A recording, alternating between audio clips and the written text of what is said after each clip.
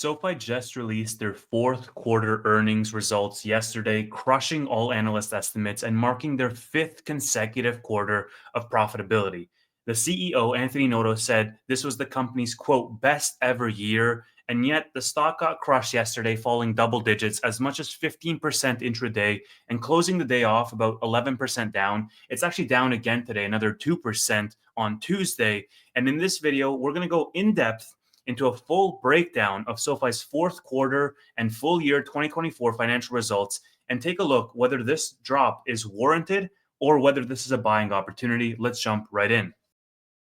As usual, we're going to break down the earnings into the sections corresponding with lending, financial services, and the tech platform, and then moving on to guidance and talking about the earnings call and some analyst upgrades that we've got. There's a lot to talk about. But before I get into it all, this video took quite a lot of time to prepare. So if you are interested in staying up to date on SoFi, please be sure to subscribe to the channel for more content and to also share this video out on social media, friends that are in SoFi, so that more people can understand the true impact of this earnings in a deeper way than the story that the stock price is currently telegraphing. So first and foremost, let's start with an overview. Let's just cover the high-level numbers relative to analyst estimates. And we know this company has a very rich history of beating, and this quarter was no different. They actually beat analyst estimates of 669 million in revenue. They came in at 734 million. They also beat the top end of their own guidance. My own revenue estimate was 738 million, and SoFi only came within $4 million difference of my numbers. So my earnings prediction was closer than any Wall Street analyst, and actually the closest one on the SoFi weekly crew as well, I think for the second quarter in a row now. In terms of the bottom line, analysts expected 4 cents EPS. SoFi came in beating this as well, coming in at 5 cents EPS with a massive 332 million in net income. But of course, this doesn't correspond. And the reason why is because the 332 million was essentially a one-time benefit from a tax perspective. And when you adjust for the non-recurring benefits to deferred taxes, the actual net income was 61 million, which brings the total earnings per share for 2024 to 15 cents EPS. Now, in addition to this, they provided 2025 guidance and the updated 2026 guidance on the earnings call, which was huge. Guidance is, in fact, a big reason why the stock pulled back, and I'll explain why throughout the course of this video. But first, I want to jump into the main metrics, starting off with members and products. So when we go into members and products, and then we're going to move our way down to the individual segments, this quarter, SoFi saw new member additions of 785,000 members, bringing the total to just over 10 million members, up 34% year over year. My prediction on members was only 3,000 members off. I had 788, and that's absolutely crazy because last quarter we were only off by 6,000 members, and this quarter only off by 3,000 members. And I know I'm going to nail that member number one of these days. And while we're on the members note, I'll also talk about the guidance slightly here because they did provide member guidance as well for 2025. We know the company has some aggressive targets to hit in terms of maintaining their milestones. And something that I've been consistently talking about in my videos has been the time it takes them to ramp up to 1 million members per quarter. And I do think that SoFi is going to hit 1 million members per quarter, probably around Q2 or Q3 of this year. However, management, being conservative, is only guiding for 2.8 million members total for 2025. And when you divide that out, that averages out to about 700,000 members per quarter. Now, on one hand, that's great because you're essentially putting a floor at 700,000 members. But on the other hand, that doesn't really account for any stair step upwards. And so I do think that this is one of the most conservative guidance numbers that they've ever provided for members, especially when you're looking on a full year basis. And you're going to see this theme of being overly conservative being repeated all throughout the guidance for all of their segments, and ultimately being the reason why the stock dropped. And if you're new to this, you might be asking me, okay, well, Tevis, please explain to me why this is conservative. When we're on the members point, keep in mind that they now have the TGL fully operational, and that's driving good engagement from what we've seen over the past several weeks. It's driving good brand awareness. In fact, on the earnings call, management said that the brand awareness has been the highest it's ever been before. They also have the NFL and they have the NBA, all now for the first year in 2025 working simultaneously, which makes me even more doubtful that we're going to come in so low for the year, especially because we are now having this last several quarters be well over 700,000. And I think the next couple of quarters are going to be 800, 900, and even a million members per quarter in 2025. And a big part of that is going to be the unaided brand awareness that increased in 2024, but it's going to compound on top of itself now that they have another league in TGL and the combination of all of these three leagues being operational for the first year in 2025. And so this is why I think 2.8 million members is a total sandbag. I wouldn't be surprised if they come in much higher than this. Now, in terms of products, we know that this goes fairly hand in hand with members. In Q4, SoFi added 1.1 million new products, bringing the total to 14.74 million, up 32% year over year. My prediction here was only off by 36,000 products, but that's just because it goes hand in hand with member counts. That's why I was so close. Now, you might be asking, how does this product break down by segment? I'll skip Galileo because it's the B2B side of the business. I'll leave them for the technology platform and talk about lending and financial services specifically. So we know lending is student, personal, and home loans. And we know financial services is SoFi Money, checking and savings, SoFi Invest, credit cards, Relay, and referred loans. They changed up some of the slides in this presentation since it's the end of the year wrap up, but they chose to feature a year over year numbers as opposed to Q4 over Q4. The numbers are still there, it's just what they feature in the slide. Here you can see the product breakdown and the respective growth of each of those product lines. So very quickly, financial services products grew by 34% year over year to a total of 12.7 million as of the end of the year. Driven primarily by Relay, by SoFi Money, and by SoFi Invest. But you can see that even within financial services, every single segment grew by double digits, with credit cards being the slowest grower year over year at only 14% growth. SoFi Money led the way at 51% year over year growth. And when we look at lending products, they increased by 21% year over year to 2 million lending products, driven by continued demand for personal loans. And within the lending category, the slowest grower was student loans at 9% growth year over year, and the fastest was personal loans at 26% year over year.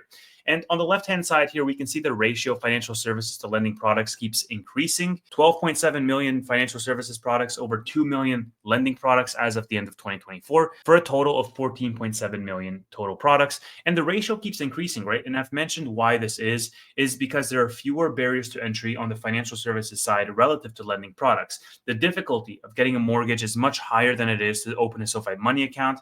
And this is also in part the competitive advantage that SoFi as a business has because they're able to cross-sell members into their ecosystem. Members are able to try different products. And internally, what that does is it lowers the customer acquisition costs for these members.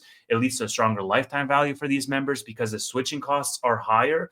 And more often than not, it creates a stronger advocate for that brand overall. Now, I've mentioned in previous live streams, and I also touched upon it on the earnings call live, that the more dominant financial services becomes as an individual revenue contributor, the story around SoFi as a traditional lender is going to have to evolve because they're going to become a more diverse fintech company when the majority of their revenue comes from financial services. I mean, this has largely been the story of 2024 because we now have a 50-50 split of non-lending segments, which comprise of 49% of total revenue, and lending being 51% of total revenue, just slowly losing significance as the primary driver of business.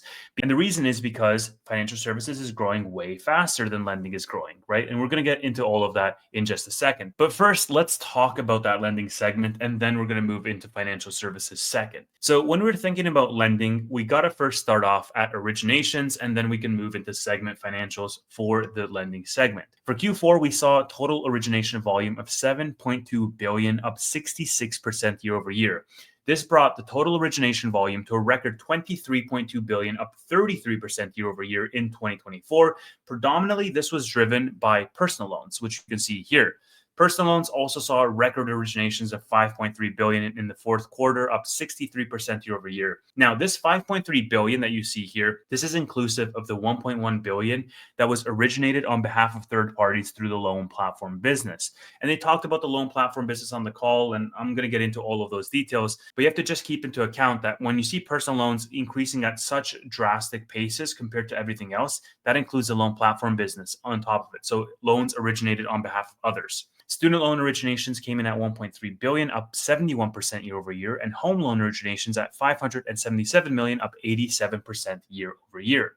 90-day personal loan delinquencies improved slightly quarter over quarter, and by all health metrics, they're in line with regards to their life of loan loss assumptions and also their annualized net charge off rates. So not only are the originations improving, but the quality of these loans is overall very healthy. And it makes sense with a year like 2024 that personal loans would be the highest grower from an originations perspective, but also from a products perspective. So let's now move into the segment financials. For the lending segment, revenue was up 18% to 417 million. This breaks out into net interest income and non-interest income. And I've talked about this in every earnings breakdown, but I'll just very quickly recap it here. Net interest income is money that banks make from loaning out money, like mortgages or personal loans, minus what they pay to people who deposit money in the bank. It's like the profit that they make from interest on loans. Non interest income, by contrast, is all the other ways that banks make money from loans. It includes things like fees that you pay for services, like account fees, transaction fees, money that they make from trading, income from services and investment advice or insurance. It's basically any money that they earn that is not lending. So, in a segment like financial services, you're going to see both of these line items increasing at the same time. Whereas in a segment like lending, you're going to see the net interest income increasing, whereas non interest income decreasing. But overall, in lending, you can see the net interest income increase up 31% year over year to 345 million, largely offsets the 20% decline in non interest income. Non interest income was 72 million for the quarter, and adding both of those up brings a total income for lending to 417 million for Q4. Now, looking at the expenses, the directly attributable expenses line item for the last 3 months saw a big increase of 47% to 176 million. That number surprised me a little bit because normally you want a business with great operating leverage, which means that the revenue is increasing at a faster pace than the expenses are increasing. And I'll talk about this in just a second, but when you subtract these out, you can see a contribution profit of 245 million for lending, up 9% year over year.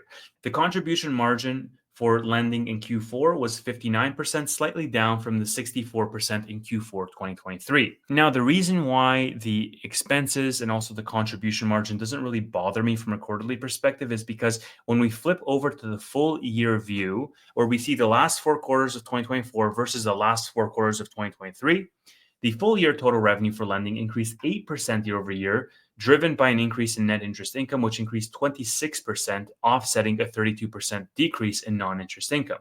Now, this is significant, right? Because of where we were at the beginning of 2024, management was guiding that lending would be lower than 2023 levels.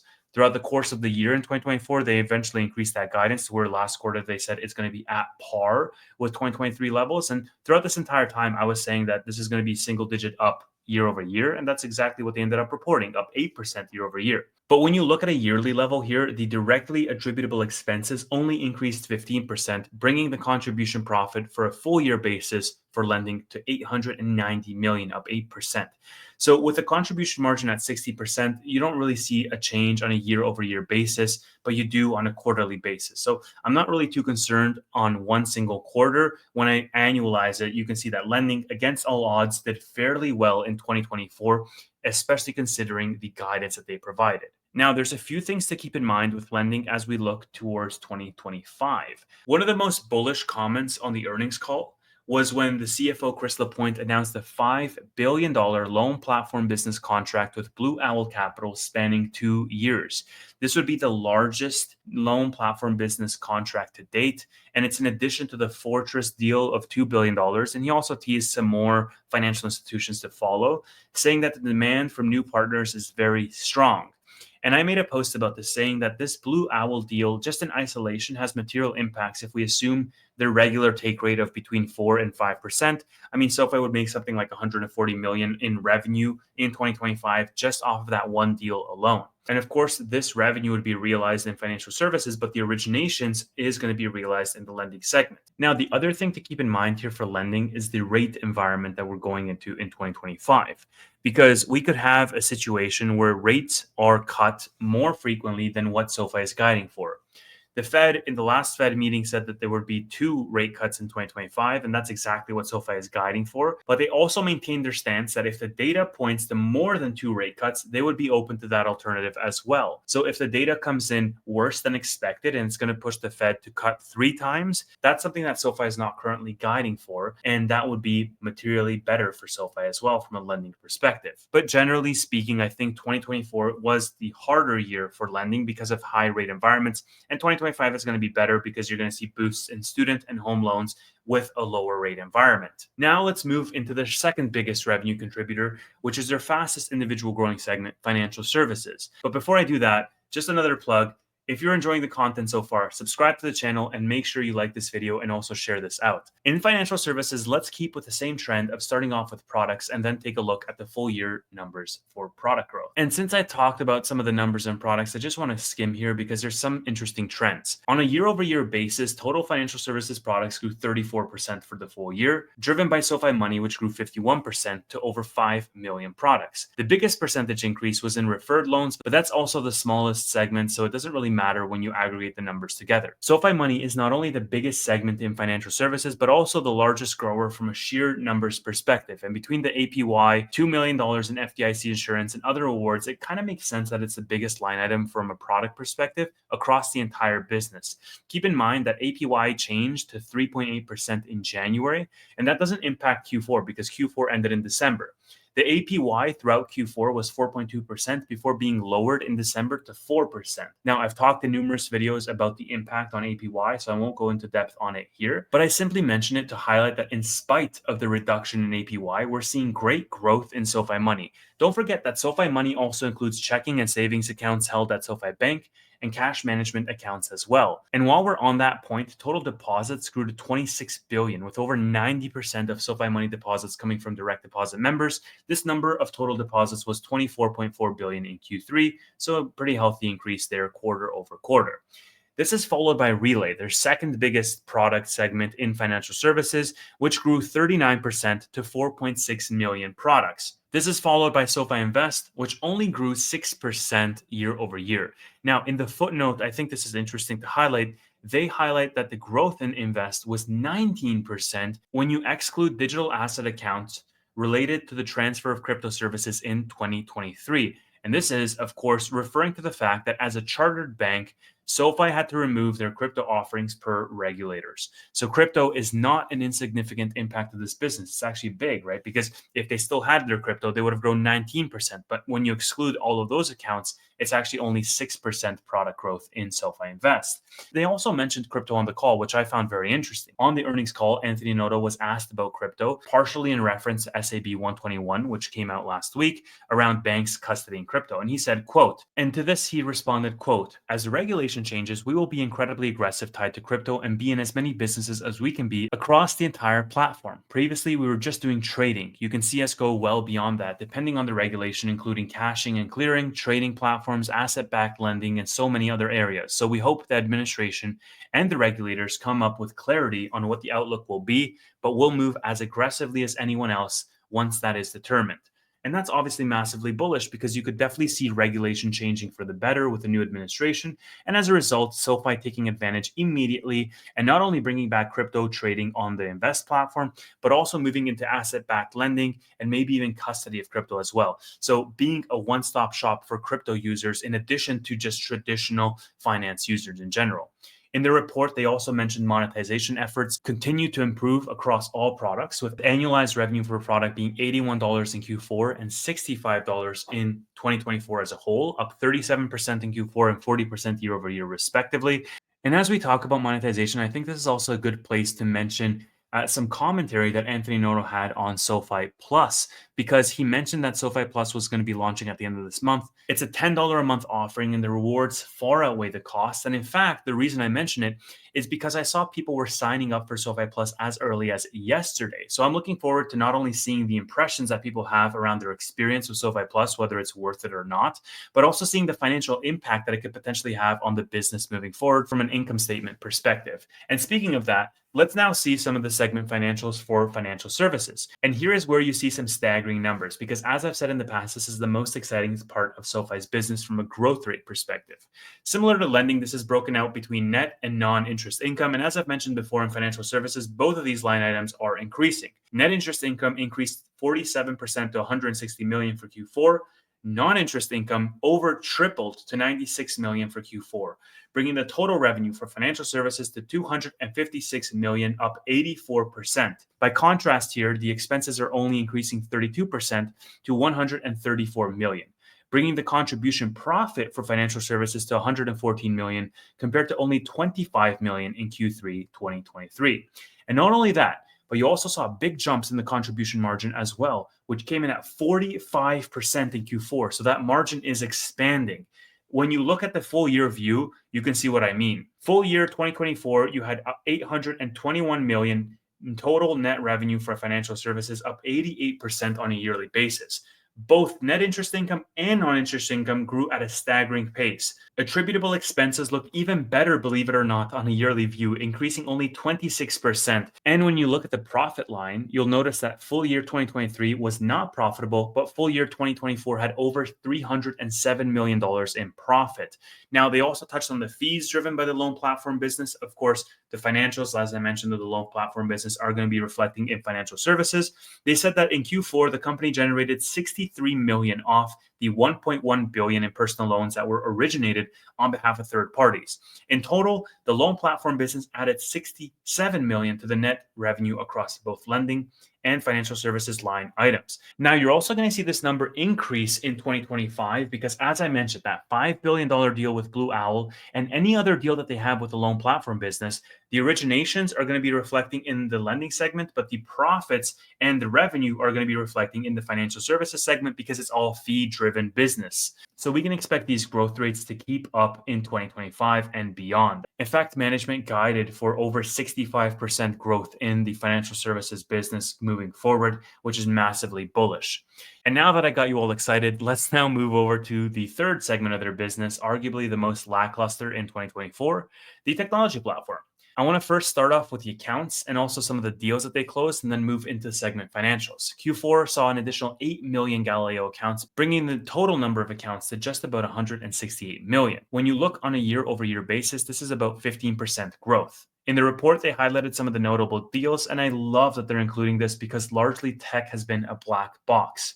The first deal is that Galileo was selected by the U.S. Department of Treasury to be a processing partner for Direct Express, a prepaid debit card program that 3.4 million people use across federal benefits. The second deal they highlight was a large US-based financial services provider with a large, loyal, and highly active debit card portfolio that's going to rely on Galileo to power existing and new capabilities. And finally, the third deal they featured here was a leading hotel rewards brand for our new co-branded card launching in the first half of 2025. Now, that's great because with this third deal, they're diversifying into consumer brands, but all three of these deals, it's fantastic that they're mentioning them, but all three of them are not going to see a material financial impact until 2026 because in many cases, the transitional period is long and the integration is going to happen throughout 2025. And only in 2026 will we actually see the financial benefits of these large clients migrating onto Galileo. So if anyone on the SoFi management team, for whatever reason, is listening to this video, this is a great improvement. Please keep up with these notable deals because I love hearing about them and it makes the technology platform feel less of a black box.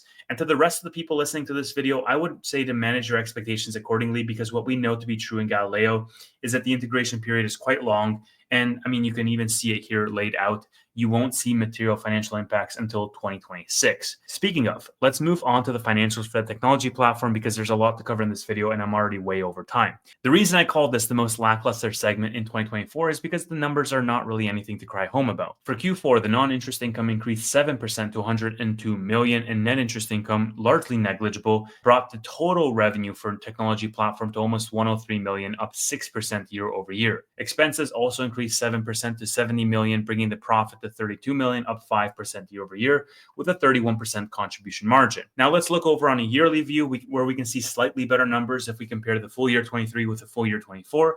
Total revenue increased 12% to 395 million. Expenses only increased 4% to 268 million, bringing the profit to 127 million, up 34% year over year. And the contribution margin had a slight uptake as well, 32% versus 27% in the full year 2023. And I mean, the numbers are definitely better when you look on a yearly basis. But the reason why I say their numbers are lackluster is because this is the only segment that hasn't quite performed to SOFI's own expectations. Because if you'll remember, lending, they were guiding to be down year over year, and it actually came up single-digit percentage up. And the technology platform, they were thinking 20% growth year over year, and we just didn't get that this year. And when I did my segment breakdown for revenue, lending exceeded my expectations. Financial services was roughly in line with my expectations, being about $9 million lower, but the technology platform came in below my expectations at $102 million. I was hoping that the revenue would be higher. I mean, we'll see how the business looks in 2025. I think management also realizes this point. Technology isn't really hitting the mark. I think that's one of the reasons why they're providing more details on notable deals to get people excited. But I think Tanner really called this out on the live stream, saying that the performance of the technology platform in 2024 more resembles a bank with a tech platform than a fintech company. Because in 2024, that's exactly how they've behaved when you look at the growth rates and when you look at the segment contribution to overall revenue. I mean, I continue to be most impressed by financial services. I think every SOFI investor does. You've heard me echo these same sentiments in pretty much every earnings breakdown, where I'm cautiously optimistic about the technology platform, but at the same time, I'm also perpetually disappointed at the tech platform. And I don't want to harp on that too long, so let's move on to guidance, where we're going to talk about the earnings call and also wrap up with some analyst upgrades. Right off the bat with guidance, management highlighted a desire to move more towards investment, which means that they're putting their foot on the gas for reinvesting back into the business to drive stronger growth into the future. They highlighted that they plan to manage towards an incremental EBITDA margin of 30%. Now, here's where their conservative nature comes out when you look at the macro assumptions, right? Because when you look at their guidance, they're accounting for 2 rate cuts, which I highlighted in the past as what the Fed is also in line with. They're also accounting for a GDP expansion of 1% to 2% and 5% unemployment. By all accounts, this is a fairly pessimistic macro view, and I understand why they would want to be fairly conservative, but of course, this is baked into their numbers when they're providing their own guidance. However, I will say that this is unlikely to be the case and that the macro is probably going to be more favorable in 2025. And this is one of the points we highlighted on the live stream, right? By saying there's a bit of cognitive dissonance here on the part of SOFI management, because on one hand, they're saying their excitement is very high, that this is the best year on the macro view that they've had in the last 7 years, and they couldn't be more excited about the prospects of the business. But then on the other hand, they're accounting for one of the most pessimistic outcomes that the macro could possibly have. And so you have to ask yourself, which of these two scenarios is it? Is it the risky scenario that you have to stay conservative because you don't know what the macro is going to end up being? Or is it largely fine and you can afford to be a little bit more aggressive in your guidance estimates? I think this underlying sentiment is one of the reasons why the stock is down in the short term, because their actions in providing these guidance numbers are not lining up with their sentiments of saying this is going to be an amazing time for the business to thrive in. I mean, for the first quarter 25, they guided for 3 cents EPS. This is below what analysts are expecting. Analysts were looking for 5 cents EPS.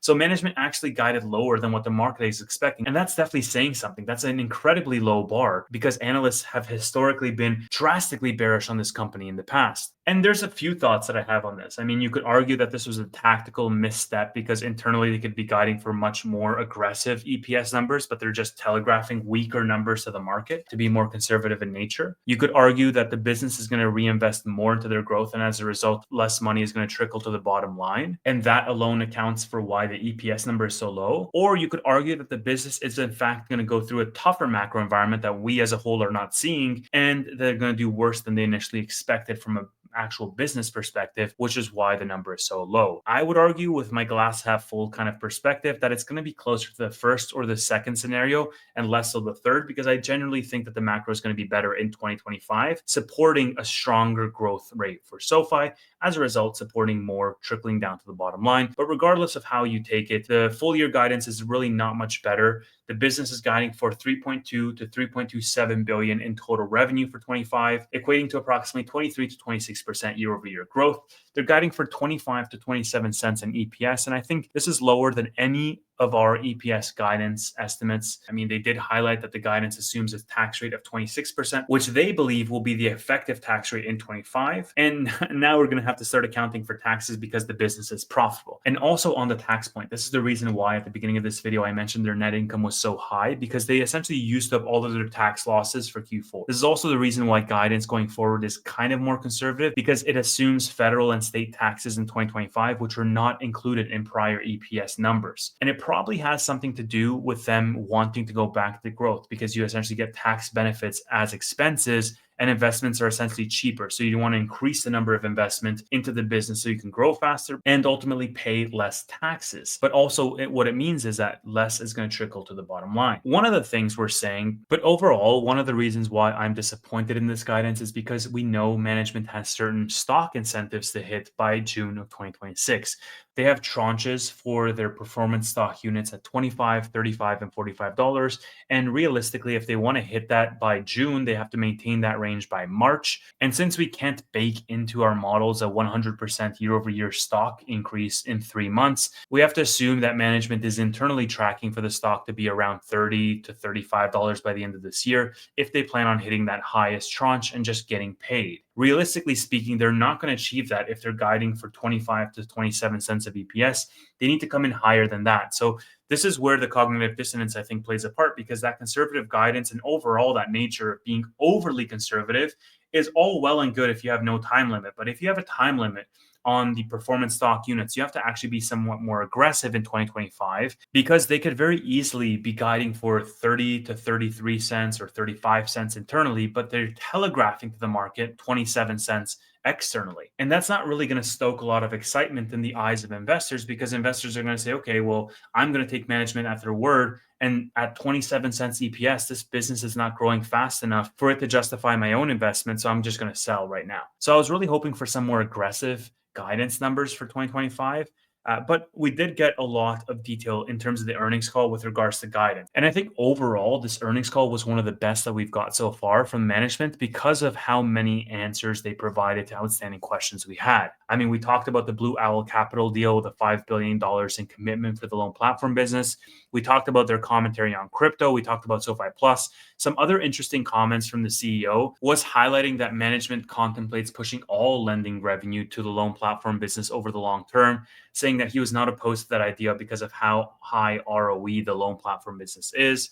That was somewhat of a shocking comment, because it would mean completely re-architecting their business model and focusing on capital light fee-based revenue instead of the current lending revenue, which is their biggest individual segment to date.